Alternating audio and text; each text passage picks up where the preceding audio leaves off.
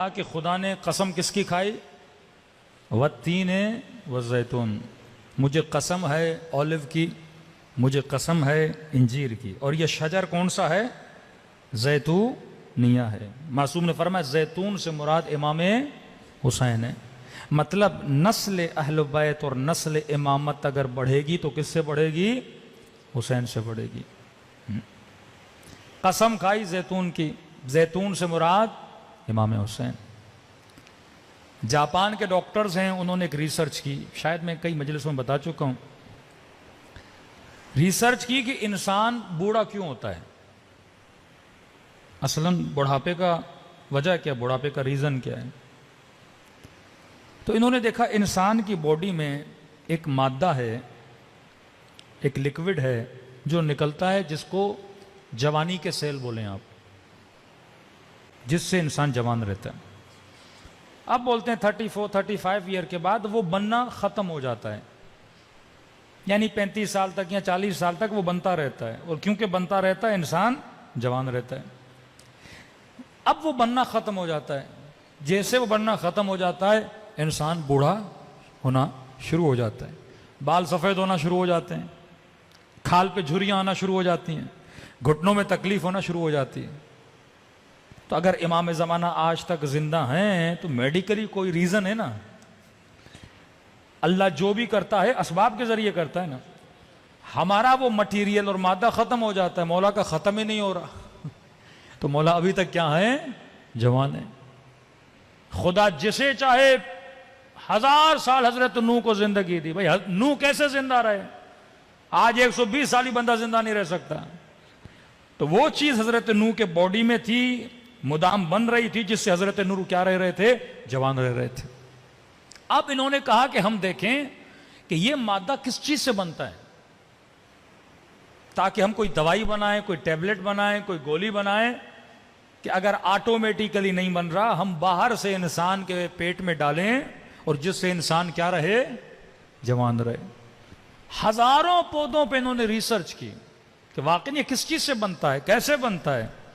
تو کہتے ہیں ہزاروں پودوں پہ ریسرچ کرنے کے بعد یہ ایک نتیجے پہ پہنچے کہ یہ مادہ 2 پھلوں میں پایا جاتا ہے۔ ایک پھل ہے اولیو، ایک پھل ہے انجیر، کا ان دونوں میں پایا جاتا ہے، اور یہ دونوں جوان رہنے کے پھل ہیں۔ بندہ اگر جوان رہنا چاہتا ہے تو یہ پھل کھائے۔ پھر کا کتنی مقدار میں کھائے؟ اب بندہ 10 ٹیبلٹ کھائے، 15 ٹیبلٹ کھائے، 1 کلو انجیر کھائے، 10 کلو انجیر کھائے، تو یہ نتیجہ نکالا اگر بندہ 7 زیتون کھائے یا 1 انجیر یا برعکس، تو یہ اس کا ڈوز ہے۔ اب انہوں نے ریسرچ کی، یہ ریسرچ پہنچی مصر کے ایک قرآنیات پہ کام کرنے والے بندے پر۔ اس نے دیکھا کہ پورے قرآن میں پروردگار عالم نے ایک پھل کا نام 7 مرتبہ لیا ہے اور ایک پھل کا نام 1 بار لیا ہے۔ تو انہوں نے ان ڈاکٹرز کو خط لکھا کہ تم نے اتنی محنت کر کے اس ریسرچ پہ پہنچے ہو، یہ تو خدا نے قرآن میں ہمیں کب کا بتا دیا ہے۔ ان پھلوں کی خدا نے، اب میں نے یہ پڑھا اور فوراً پڑھنے کے بعد میرے ذہن میں رسول خدا کی حدیث آ گئی کہ ان الحسن والحسین سیدہ شباب اہل جنت، حسن و حسین جنت کے جوانوں کے سردار ہیں، کہ جو دنیا میں حسن و حسین کو مانے گا وہ جنت میں جوان رہے گا، جو ان کے ناموں والے پھل کھائے گا وہ دنیا میں جوان رہے گا۔ یہ برکت ہے، اگر کوئی چیز ان سے منسوب بھی ہو جاتی ہے اس میں کیا آ جاتی ہے؟ برکت آ جاتی ہے۔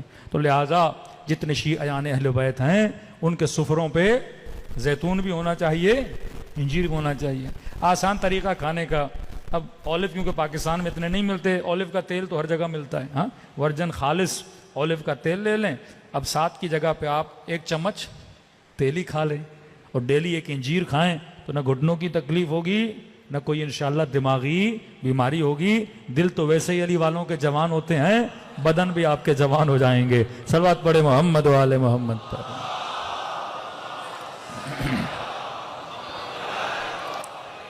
محمد وجل فرجم۔ اور دوسرا زیتون کے بہت فوائد ہیں۔ ایک فائدہ یہ بھی ہے کہ بعض لوگوں کو کچھ اثرات ہوتے ہیں. ہاں اکثر روایات میں ملتا ہے کہ شیطان جب وسوسہ کرتا ہے تو انسان کے فرماتے ہیں تمہارے وجود میں ایسے دوڑتا ہے جیسے تمہاری رگوں میں خون دوڑتا ہے. یہ وسواس ایسے نہیں آتے، نظر بد، وسواس، کوئی اثر، کوئی مختلف چیزیں ہوتی ہیں. تو فرماتے جو بندہ زیتون کا تیل کھاتا ہے اس کے اندر سے یہ اثرات کیا ہو جاتے ہیں؟ ختم ہو جاتے ہیں. تو واقعاً ہر وہ چیز جو منسوب اہل بیت علیہ الصلوۃ والسلام سے، اس میں دنیا بھی بنتی ہے، آخرت بھی بنتی ہے. صلوات پڑھے محمد و آل محمد.